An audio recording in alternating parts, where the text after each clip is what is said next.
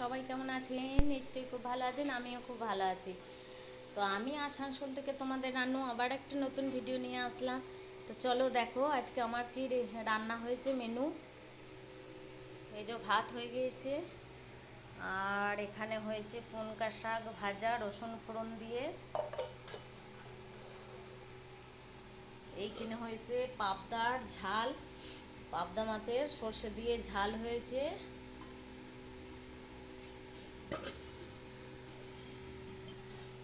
আর এইখানে হয়েছে চিংড়ি মাছের মালাইকারি।